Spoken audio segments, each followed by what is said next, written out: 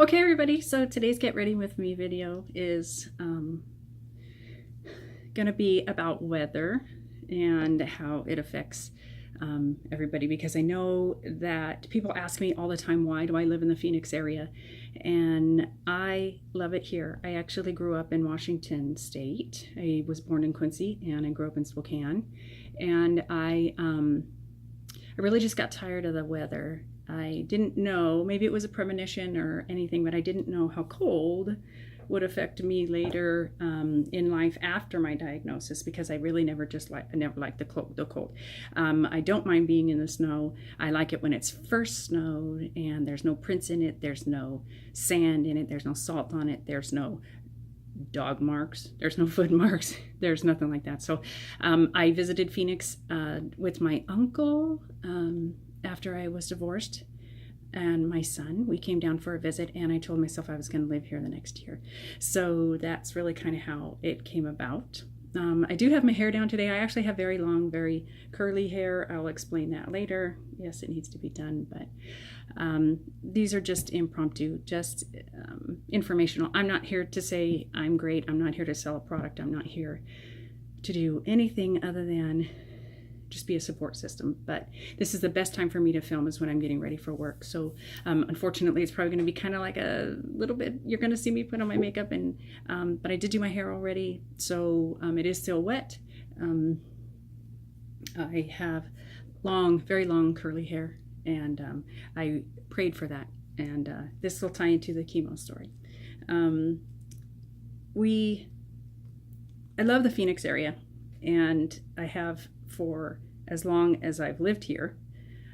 I believe that this is just where my heart is meant to be, and where I enjoy it the most, and where I really want to stay. I love living my life here, and I enjoy, I don't enjoy so much the outdoors other than the winter time. So that's why I'm talking to you guys about heat.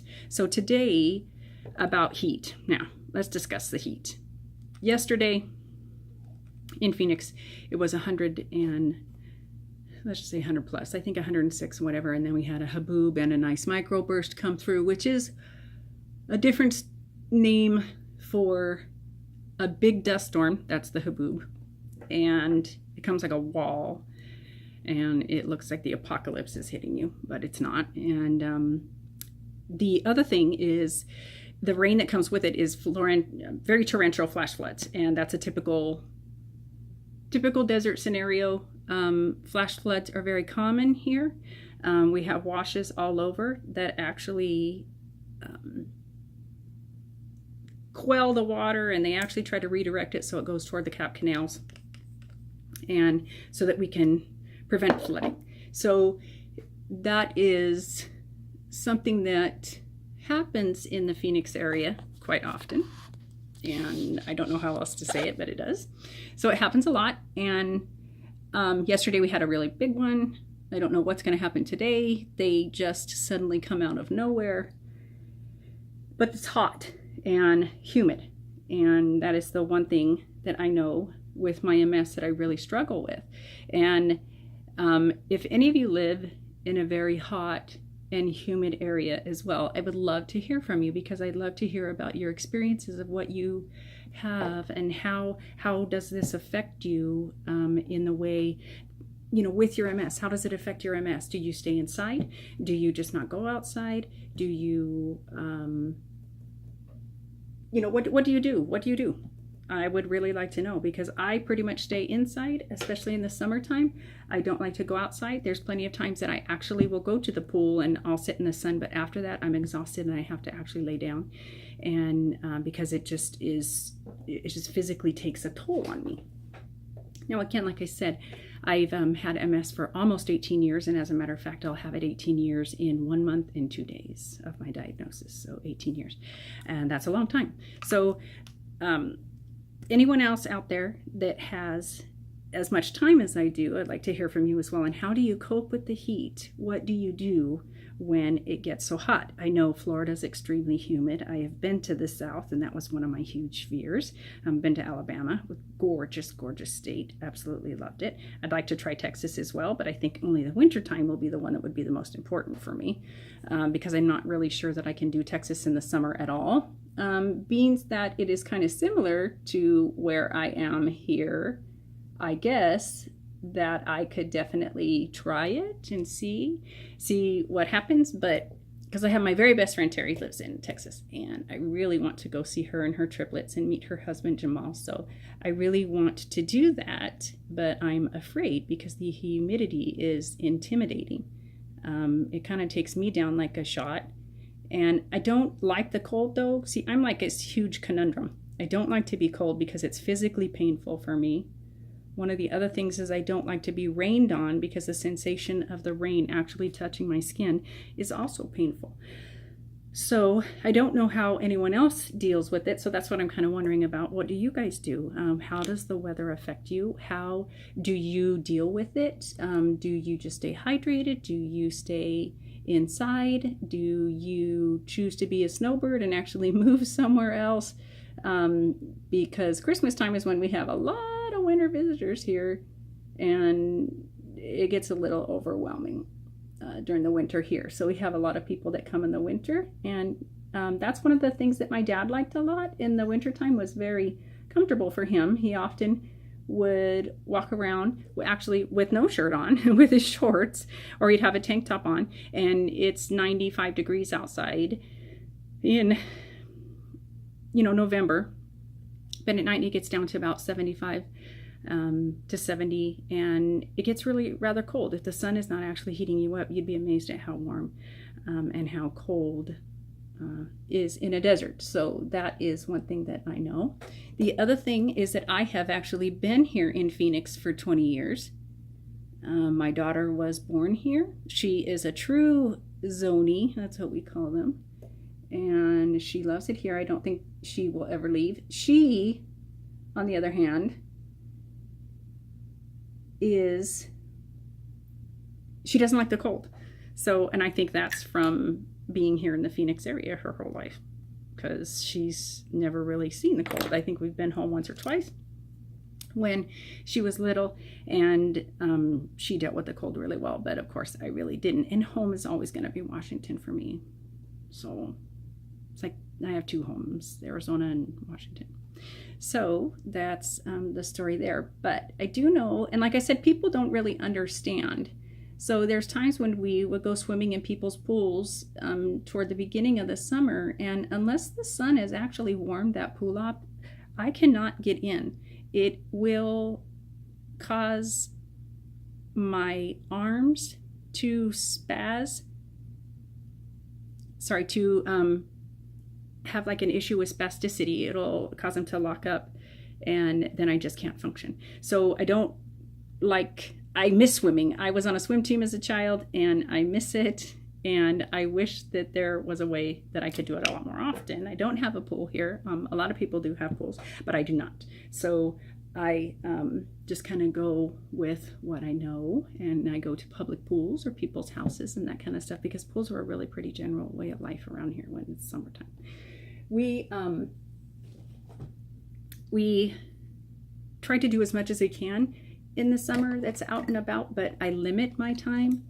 I have to limit my time, and I kind of hate doing that because I like the sun and I like being warm, and I can be out, but I have to do it in very limited amounts. So limited amounts meaning 5-10 minutes at a time. If I go any longer, then I have pretty much a break. Oh, that didn't go on really well, did it? I think I just tripped it myself. Sorry about that. Anyway, just stippling this on. Again, getting ready, doing makeup. Hair's already done. Thought it would be important.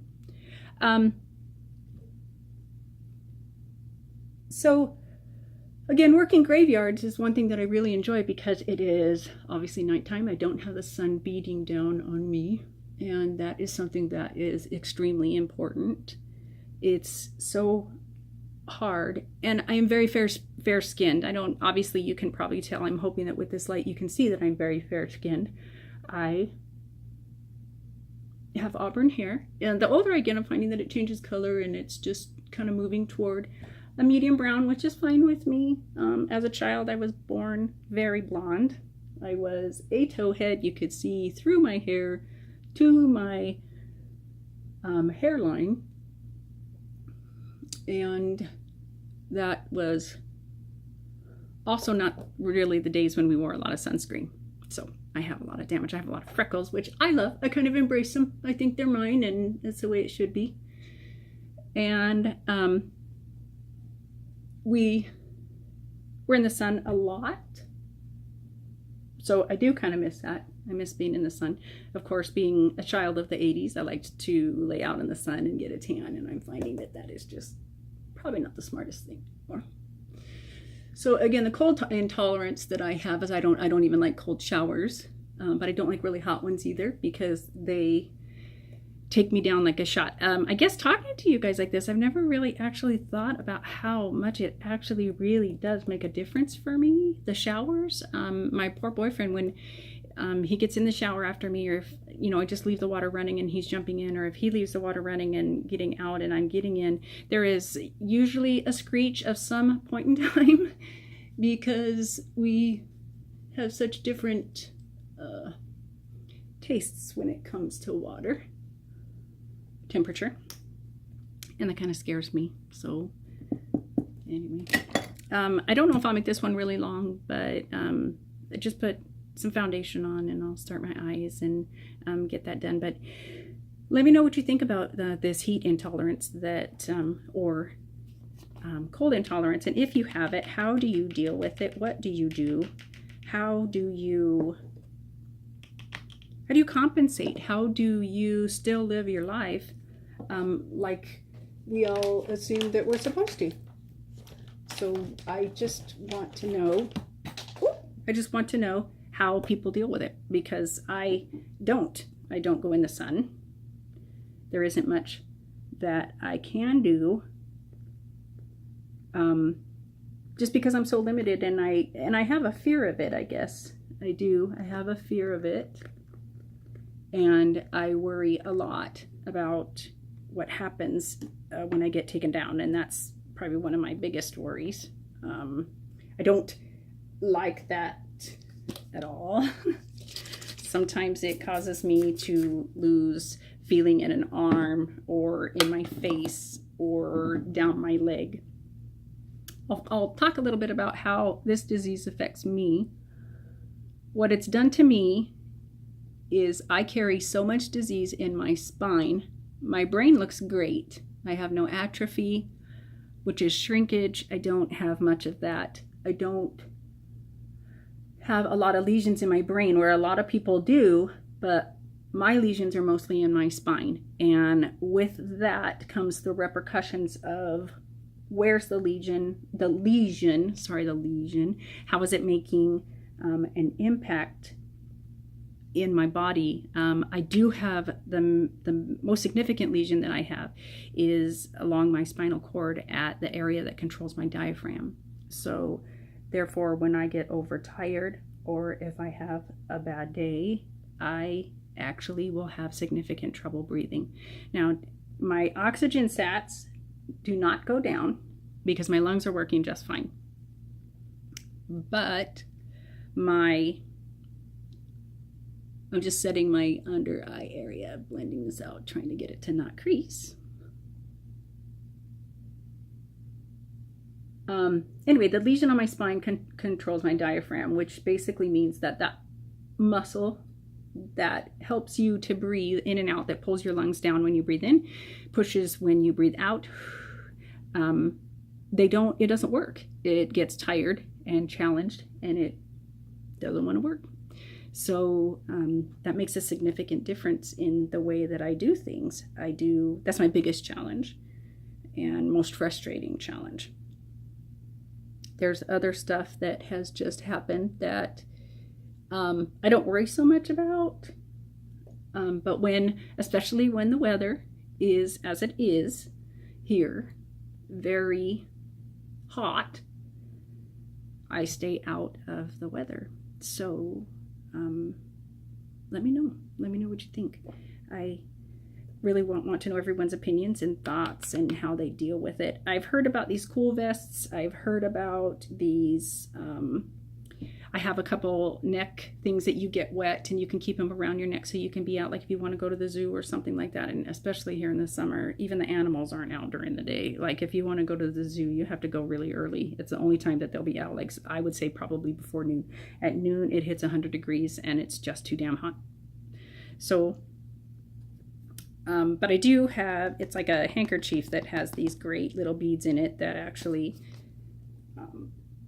cools you down, and it holds the water for a while, so it keeps your neck. I've also heard about the cool vest before. I had to get a prescription for that, but I actually did not order the cool vest because at the time I wasn't having so much trouble. And I think I would say that was probably 5-6 years ago ish. It was after the chemo, after the chemo, after a lot of this stuff that had happened initially. Again, I'll try to stay on track. Like I said, this one's about the weather. I was diagnosed in the summertime anyway, so I don't really know how it made an impact on me at the time, at least my first attack. But in the subsequent years that were after it, I did not struggle as much until I had more significant damage in my spine. So once I had that damage, and of course it's irreparable. Of course, everybody knows, because there's no fix for this disease. There's no easy something. One thing that you can do is you can, with all the medications that they have now and stuff, you can slow the symptoms down. You can try to stop the exacerbations, but the damage that's done is there with you. There is nowhere for it to go. There is nothing that's going to heal it. I do hear that stem cell is making a huge impact. I am not sure what I think about that. I don't know if I have a religious issue with it or if I have other issues for that reason. I just don't know exactly how I feel about stem cell, so I don't know. I can't say too much to it. I want to for sure find out more because I'm kind of a person who likes to know the facts. I have been on, like I said, numerous therapies, and there were some that just were not for me. The one that I had the hardest time with, I've had two. The Tysabri, which I was only 35 at the time when I started it. And when they brought me the medication, it came with a bright yellow piece of paper that had a huge black warning on it. Now, anything that has a black warning, to me, hasn't been tested long enough to be able to be trustable, I guess. And this is when they first started finding out about PML, which is the brain infection that you do not survive. You will die within 6 months. This is initially what it was. I understand that lately they have it a lot better, that they've determined how and what situation it's in. They also can cure it, which is perfect for me. But I still don't want to go back on that because I just don't feel that it's safe. Like I said in my other video, I have grandbabies I eventually want to hold. I have grandbabies that I want to spend time with. I want to be able to enjoy my children for as long as possible. And I think that that is what is the most important thing to me. But I feel that we're so limited. I don't know if being in a state or a region that has more season changes and that kind of stuff, because I do feel that that would be something that probably I might want to consider. Like, my boyfriend's from Sacramento, California. I think it's gorgeous. He thinks it's ghetto. I think it's funny. Especially living where I live now and doing what I do. This ghetto has a whole another word for me, but I think it's an absolutely beautiful city of trees. But again, I came from Spokane, which is something that's very similar to Sacramento. So I enjoy when we visit there. I love going to see Graham and Papa and getting out of the heat over here. But then also when we go in the fall or in the wintertime, it's cold over there. So that is something that I don't like. But Hunter does a fantastic job at keeping me warm. So he bundles me up and layers me up and then reminds me. He's also very good about resting. Now, that's another thing.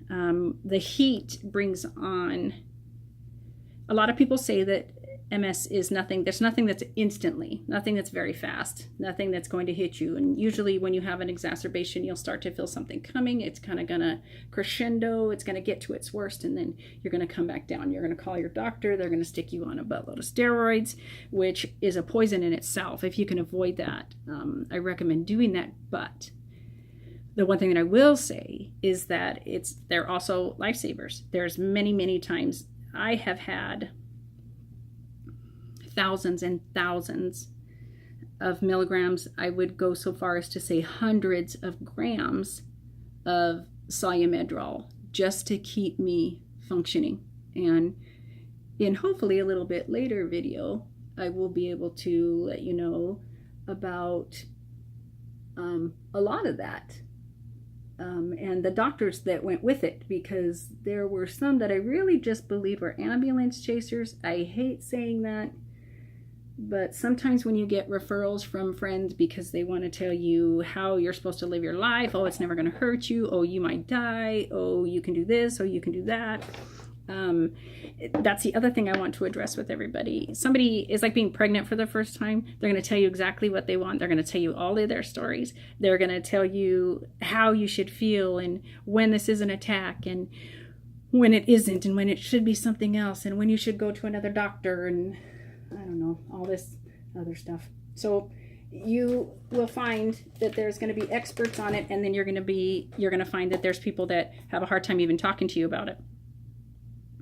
I don't have a hard time talking about it. I have several friends that refer family and other friends to me because I am very open about it and I don't have a problem with it. And my dad always told me to love everything that you can, to be as kind as possible. This is what how our parents raised us.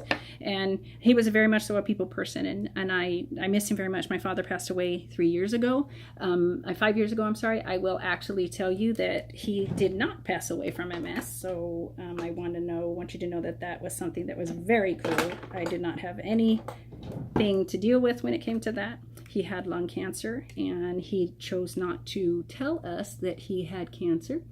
And therefore, when it finally had started to really take its toll, it had spread to his brain, and he pretty much had a very bad brain infection, and within 8 days, he was gone. So, but again, there's hope, everybody. That's what I want you to know. My father did not die of MS. It's not, I'll even get his death certificate out if you want me to. It is not anything that's even on his death certificate. No complications from it.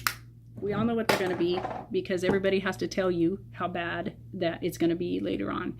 I don't feel that it's that bad. I don't know, 18 years. I kind of have a little bit of an idea of how it's supposed to work. I do not worry that much about it, though. I'm not going to give it time, especially in the heat. I try to, it seems stupid, but I guess you can say that I negotiate with my body. I don't know if you guys do that. It seems funny, it seems weird, but I do. I negotiate with my body. I tell it, okay, I'm going to give you, if I don't feel well, I'm going to give you 3 days to get better or to have your moment. And then when I'm done with that, it's done. I'm going to my dad used to say, get pissed off. And that really works. You have to get angry. Your time is not to just sit around and do nothing. And so I'm going to say that a lot to you. And I apologize if you're offended by the phrase pissed off. But to me, it exudes, it helps to describe how angry you have to get. You have to control this. I live by the simple note that I have a disease, but this disease does not have me. My kids have lived through it with me. I was diagnosed again when my daughter was 4 months old. So I have a very long standing of having this disease. So I have decided what I will tolerate and what I will not. And being sick is something that I really don't want to be. So therefore, I have to decide, am I going to have a disease or am I going to live my life? And again, like I told you before, I work graveyards. I work a 40-hour week. I work for a very important agency. It is a very important community agency, and they need me. And that's the way I think of everything. I think that my world is not so much mine, because I'm here to live it with everybody. And I'm not going to pretend that I am just going to lay down and die. I'm not going to do it. It's not in my nature. Again, like I told you before, it's not in my nature, and I'm not going to do it.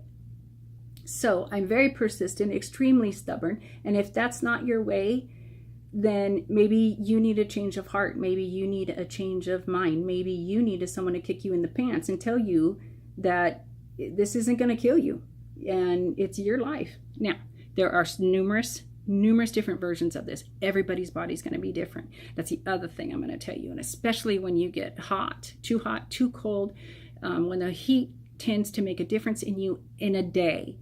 Again, one time we went, a couple years ago here in Phoenix, we reached almost 125 on the 4th of July. So going to see fireworks were almost out of the question for me. Backyard barbecues, I have to either stay inside or I have to spend a lot of time inside when everybody's there. I find this to be rude. I don't want to have to stay inside when all my friends are outside. I don't think that it makes me feel bad. I feel like it limits my life, and therefore I don't want to do it. So I will go and I will push the envelope, and then if I need to, I'll deal with the repercussions for the 3 days after. But everyone that knows me knows I have MS, and I'm very open about it. I don't have a problem with it, and I'm sure the hell not ashamed. I'm not ashamed. I didn't ask for this. I believe that I was chosen because I am extremely stubborn, and if anyone's going to cure this disease or it's going to beat it, it's going to be me. So it's an attitude that I think everyone should have, and I think that if we give MS its stage, if we give it its chance, it will take you over, and that's not okay. That's not okay. So, on that note, I am probably just going to finish my makeup here, go have dinner with my daughter, because everybody's working, and then I will probably also head off to work. So, if you like this video, subscribe to my channel. I'm going to try to upload as often as I can. I'm not looking forward to, but I promise you that if I don't feel good, you're going to see it. Just so you can compare. Maybe my symptoms are definitely not the same as your symptoms, and they shouldn't be. We have all different bodies. There's no reason why we should have the same symptoms, but there are similarities that go with that, especially heat related. You know, what is the difference between an MS attack and what is the difference between heat exhaustion? And there's a lot of things that need to be known there. Heat exhaustion will hit you a lot faster. You will be exhausted. The other thing that will bother you is that obviously you'll be dehydrated. Your eyes might even get dry. Your mouth will be dry. And you probably will have some MS symptoms because your spinal cord or brain have been irritated. So when that happens, then you need to find somewhere cool. You need to get water in you. You need to lay down and rest. And it probably will take you 3 days to recover. It's very possible that that's what will happen. And you don't need to be afraid of that. Don't be afraid of it. But like I said, give it some time. You say, I'm going to give you a day. I'm going to give my MS a day to recover from my time outside. I don't think there's anything wrong with that. So give it its 10 minutes or 1 day or whatever. And then you get pissed off, you get right back in the saddle, and you start functioning like a regular human does, like everyone else, because there's absolutely nothing wrong with you. Some days, again, will be worse than others. Sometimes it'll take 2 weeks. Sometimes something really big will happen. The heat can cause the same situation as like if you were to get an infection. I don't know if it's been explained to you, but also infections are kind of detrimental to the way you exist and how you run your life. Whether you like it or not, you're immunosuppressed, which means that if you are, especially if you're on a therapy, if you're not, I recommend it. No matter what, you need to get with a neurologist and you need to find a therapy, because there's so many out there now that are helping, stopping the exacerbation, stopping the damage to the brain, stopping the damage to the spinal cord, slowing everything down. So I recommend, again, getting with your neurologist, finding a very good one. Even if you have to drive 2 or 3 hours, there's a lot of schools, universities that it will take on where you don't even have to be billed, or your insurance can be billed. So it would be relatively hopefully inexpensive, something that's reasonable. Work on that. If you need help, you can always message me, and I will do the best to find anything that I can find in your area. I really am committed to this 100%. I have been told before, actually by one of the neurologists, that they loved my attitude, and I'm not giving up. I'm not giving up. I don't have a reason to. I have so many reasons not to. I have a long life. I'm only 45. So, and I don't want to, I'm not giving up. And you know what? It's just not an option. And it's the way I see my world every day. It's just not an option. So when it comes down to the heat, again, I'll go back to that. When it comes down to heat, I am just very cautious about everything that I do with that. And I don't want to cause myself